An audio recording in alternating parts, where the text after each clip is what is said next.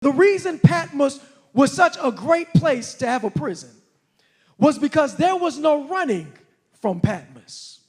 Because Patmos was a watery confinement, much like the original Alcatraz. The guards weren't the biggest obstacle to freedom on Patmos. It was the sea. It was the sea that sank all attempts to escape. It was the sea that drowned all hopes of freedom. It was the sea that buried all hopes in a watery grave. So as John is being shown a vision of the new heaven and the new earth and sees no sea, it may have reminded him of the obstacles, the obstructions, the difficulties and the trials that he was facing at the very moment. And based on the history of his people, his personal life experiences, past and present, and the visions in which God had given him, John already knew that nothing good ever came from the sea. All you've got to do is check the record, and you'll see in Matthew, Mark, Luke, and John that John, along with the other disciples, faced life-threatening, faith-shaking, terrifying, and awe-inspiring moments while they were all at sea. Some of John's worst moments, spiritually and physically, came from the sea. And think about who we're talking about. We're talking about a man whose family identity of fishermen was derived from their careers of mastering the sea.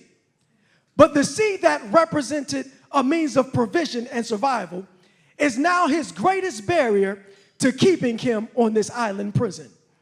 I need you to consider this too, that while John was writing the letter of Revelation, it was revealed to him that God's people would face one of their greatest obstacles from a beast coming out of where? The sea.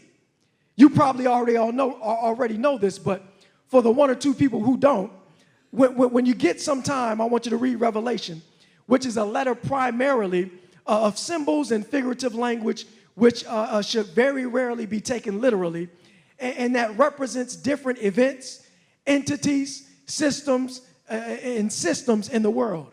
And in Revelation 13, John sees these terrible creatures representing kingdoms, one of which was coming out of.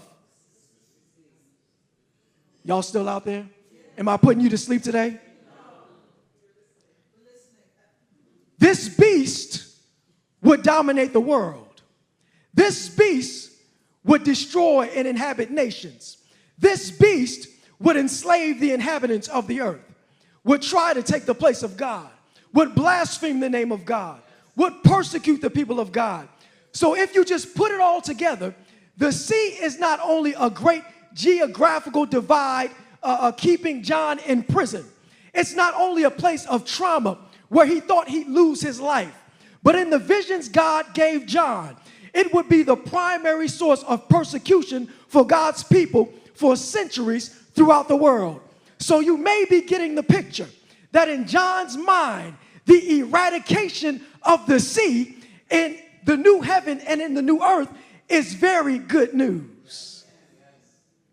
Because the sea has primarily been, the sea has primarily represented, trouble in his life and in the lives of God's people. But watch this.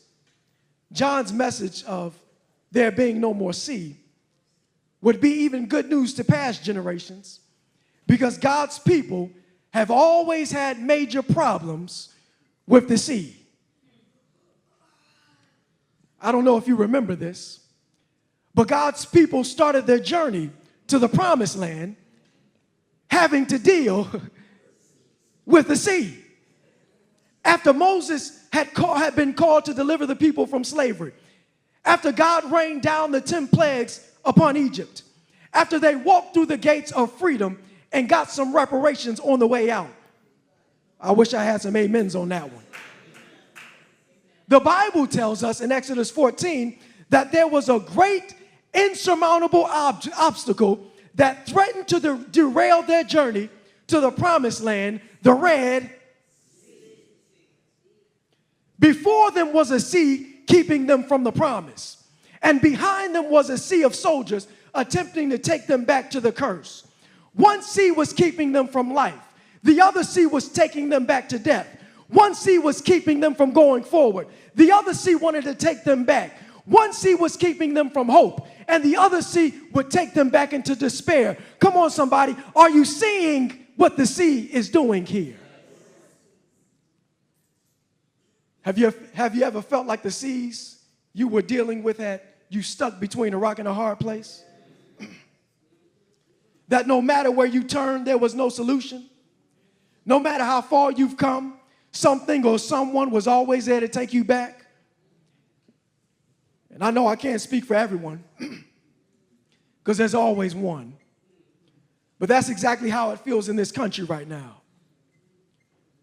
And as a people, we've made unimaginable progress from being transported over the Great Sea to being bought and sold as property to literally coming out of slavery like the children of Israel.